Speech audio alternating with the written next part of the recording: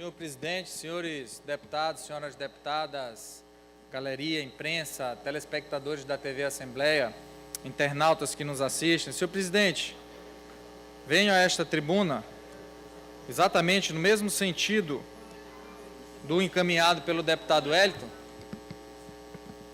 dizer do absurdo, senhor presidente, que é esta casa todos os dias, deputado César Pires. Não tem outra coisa na pauta a não ser medidas provisórias editadas pelo Poder Executivo.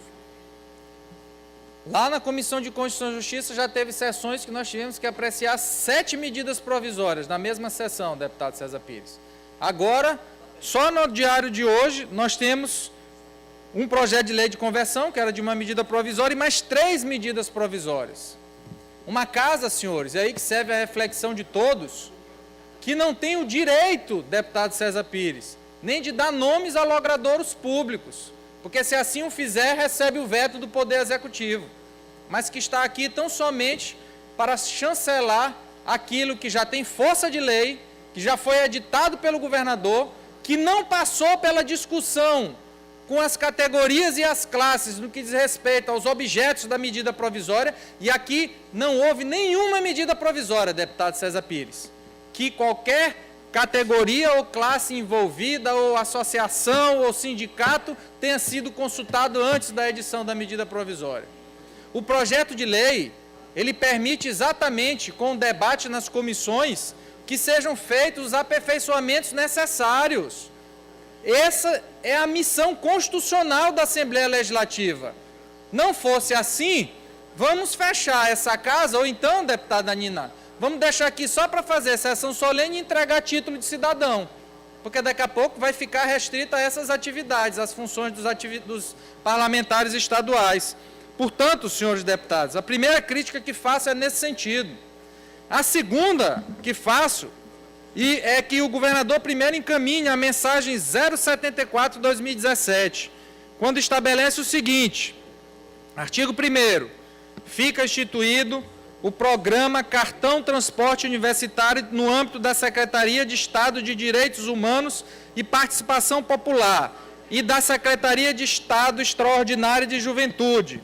Artigo 2º, poderão pleitear o cartão estudantes matriculados em cursos presenciais e com regime diário de aulas em instituições de ensino superior, públicas ou privadas, situadas no Maranhão.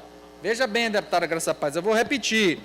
Terão direito a pleitear o cartão os estudantes matriculados em cursos presenciais e com regime diário de aulas em instituições de ensino superior, públicas ou privadas, situadas no estado do Maranhão. Aí, deputado César Pires, o que foi que acontece?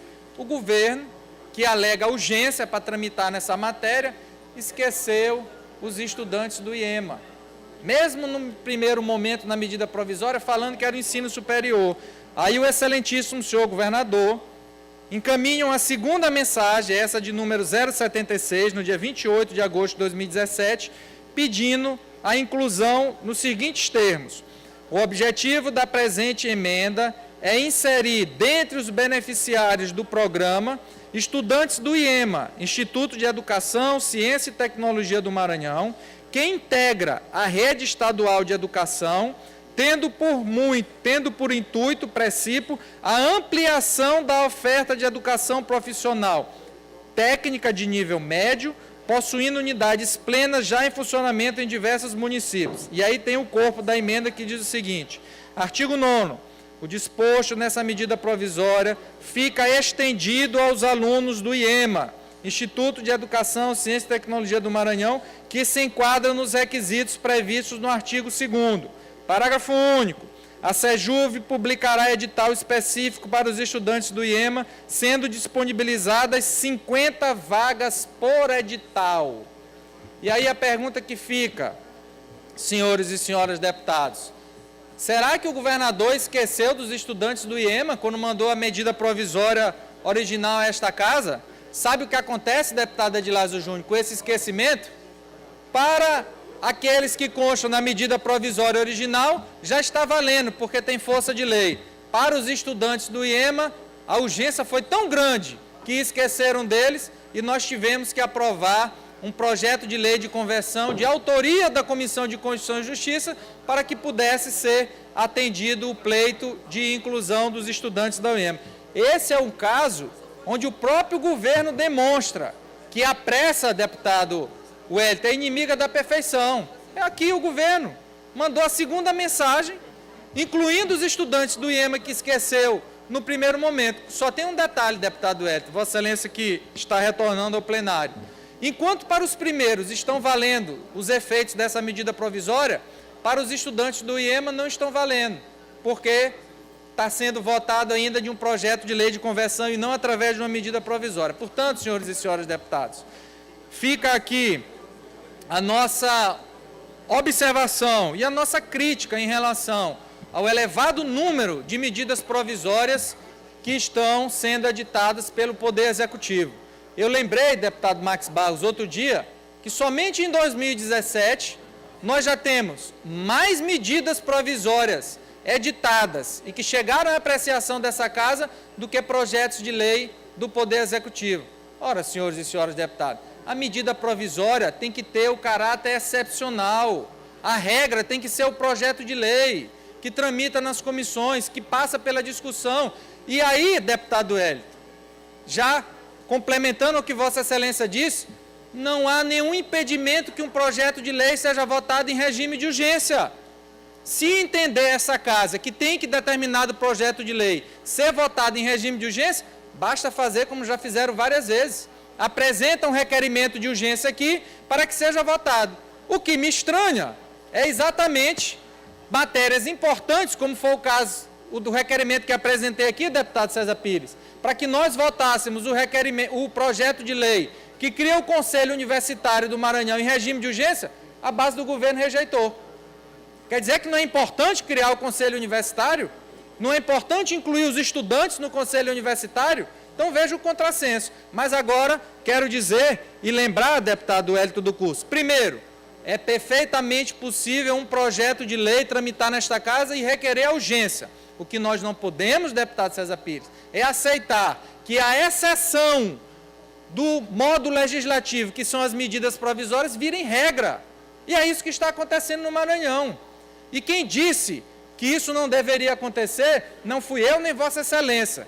Foi o próprio governador, quando fez um livro para tratar do tema das medidas provisórias e disse que esse tema deveria ser exceção, que as medidas provisórias remanescem do decreto-lei, deputado Max Barros, que vem lá atrás. Então, assim, e agora ele deixa de ler o livro que ele escreveu e enche essa Casa com medidas provisórias e está aí o resultado. A pauta que poderia estar sendo votada, que poderia estar sendo discutida. Mas só para finalizar, senhores e senhoras deputados. Deputado Eduardo Brade, conceda uma parte, por gentileza. Conceda uma parte, deputado Wellington do Curso. Deputado Eduardo Brade, eu vou voltar a bater na tecla da incoerência. E eu volto a fazer a pergunta. Na mensagem, no penúltimo parágrafo, o governador considera suficientes para justificar a relevância e a urgência da medida. A relevância é perfeitamente compreensível por todos nós. E a urgência da medida provisória. Eu pergunto mais uma vez a todos os deputados desta Casa.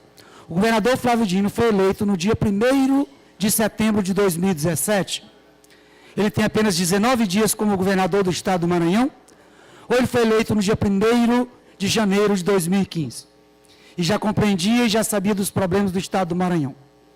Porque pela urgência, é como se o mundo estivesse acabando, ou que tudo que passou, tudo que ficou para trás, não fosse relevante, não tivesse a perfeita compreensão administrativa do governador do estado. E fica o meu questionamento.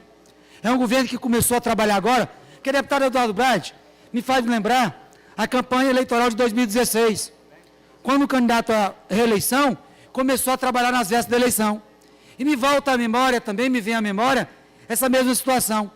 Mostrar trabalho agora, com urgência, com relevância, tendo em vista a reeleição, como se fosse a última alternativa e a tal de salvação.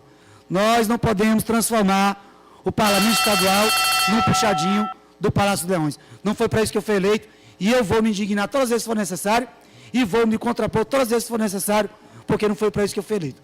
Não é para isso que eu estou aqui nesta Casa. Agradeço a parte do deputado Wellington. Já concluo o meu pronunciamento, senhor presidente. Só quero encerrar o seguinte. a verdade tem que ser dita. As medidas provisórias estão sendo editadas dessa forma pelo atual governo para que não haja a necessária discussão desses temas aqui pela Assembleia Legislativa. Se o Poder Executivo encaminha um projeto de lei, deputado César Pires, ainda que tenha um requerimento de urgência, regimentalmente ele tem que ser votado nas comissões. Então, veja, Vossa Excelência faz parte de comissões importantes nessa casa, mas não teve o direito e nem tem o direito de opinar em nenhuma matéria que está sendo tratada por medida provisória. Por quê? Porque a nossa Constituição diz que só quem analisa as medidas provisórias é exatamente a Comissão de Constituição e Justiça.